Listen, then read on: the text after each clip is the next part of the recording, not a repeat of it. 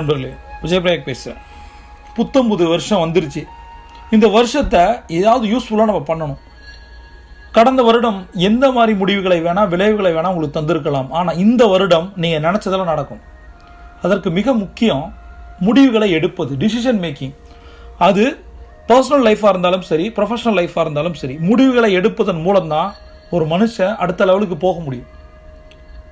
ஒரு ஹவுஸ் ஒய்ஃபாக இருந்தாலும் சரி, ஒரு ஸ்டூடெண்ட்டாக இருந்தாலும் சரி, எல்லாரும் ஏதாவது ஒரு சமயத்தில் ஒரு முக்கியமான தருணத்தில் கணத்தில் முடிவு எடுக்கிறோம். அந்த முடிவு சரியாக எடுக்கிறோமா, அதை எப்படி எடுக்கிறது, இந்த முடிவுகளை வைத்து தான் உலகம் உங்களை கொண்டாடும். ரைட்? அதற்கு என்ன பண்ணணும்? முதல்ல அமைதியாக யோசிக்க கற்றுக்கணும். இதுதான் சக்ஸஸ் சீக்ரெட் அப்படின்னு நான் சொல்கிறேன். உங்களோட மனம் அமைதியாக இருந்தால் தான். மனதோட இரைச்சல் அதிகமாக இருந்துச்சுன்னா வேலைக்கே ஆகாது. அப்போ மனதை அமைதிப்படுத்துவது எப்படி, நினச்சதெல்லாம் கொண்டு வர்றது எப்படி, நினச்ச லைஃப் வாழ்கிறது எப்படி, உறவுகளை பேணுவது எப்படி, எல்லாத்துக்கும் ஒரே ஒரு பதில். அந்த தங்க நேரத்தின் முதல் பாட்டு மெடிடேஷன் பாட் அப்படின்னு நான் சொல்கிறேன். 2022 இந்த மெடிடேஷன் பாட்டில் ஃபஸ்ட்டு நான் சொல்லித்தரது என்னென்னா,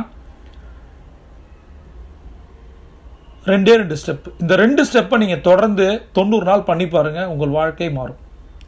தங்க நேரம்னா என்னன்னு தெரியலனா கீழே இருக்க லிங்கை கிளிக் பண்ணுங்கள். ஃபஸ்ட்டு இன்றைக்கி நம்ம கற்றுக்க போகிற முதல் ஸ்டெப், ஒரு தரை விரிப்படுத்துங்க. அதிகாலை எழுந்த பிறகு உங்கள் பெட்டை விட்டு தள்ளி, சில மனிதர்களை விட்டு தள்ளி, மனிதர்களே இல்லாமல் முடிஞ்ச வரைக்கும் கொஞ்சம் கேப் கொடுத்து தரை விரிப்பை போட்டு அதில் அமருங்கள். அவ்வளோதான். நீங்கள் உட்காரும்போது உங்களோட ட்ரெஸ்ஸு ரொம்ப டைட்டாக, இன்னர்ஸ்லாம் டைட்டாக ஒரு மாதிரி இருக்கக்கூடாது, கன்ஜெக்டடாக இருக்கக்கூடாது. மைண்டு ஃப்ரீ ஆகணும்னா முதல்ல ட்ரெஸ்ஸு ஃப்ரீ ஆகணும். ரைட்டா? வாட்ச்சு அது ஏதாவது அழுத்திக்கிட்டு இருக்க உங்களை மொபைலை பாக்கெட்டில் வச்சுட்டு உட்காருது, இந்த மாதிரி எதுவும் இல்லாமல் ரிலாக்ஸ்டாக உடம்பை ஃப்ரீ பண்ணிட்டு உட்காருங்க. உட்காரும்போது சப்பனங்கால் போட்டு உட்காரும்போது கால்களை அகல விரித்து உட்காரணும். எந்த அளவுக்கு கால்களை அகல விரித்து நம்ம ரிலாக்ஸாக உட்காடுறோமோ, டைட் இல்லாமல், அப்போ முதுகு நேராக இருக்கும். அந்த முதுகுத்தண்டு நேராக இருக்கும்போது நினைச்சது நடக்கும். ஆட்டோமேட்டிக்காக அவங்களால கிராஸ் பண்ண முடியும். எண்ண ஓட்டங்கள் சீராகும். வேற ஒன்றுமே கிடையாது. அதுவும் அதிகாலையில் 2 விஷயம் பண்ணணும். ஒரு நேரத்தில் ஒரு இடத்துல இதை தொடர்ந்து நம்ம 90 நாள் பண்ணணும்.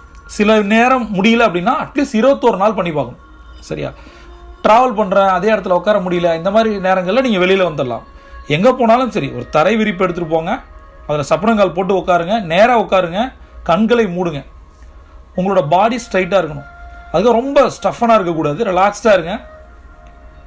இப்போ நம்ம தியானம் என்ன நினைக்கிறோம், அது ஒரு ராக்கெட் சயின்ஸா? அப்படிலாம் ஒரு டாட்டும் கிடையாது. இதை சித்தர்கள், ஞானிகள், யோகிகள் தான் பண்ணணும், ஹிமாலயஸில் போய் தான் கற்றுக்கிட்டு வரணும் அப்படின்ற எந்த ஒரு அவசியமும் இல்லை. சரியா? இது ஒரு சிம்பிள் ஸ்டெப். இது சப்பனங்கால் போட்டு உட்காந்தாச்சு, கண்களை மூடியாச்சு. இப்போ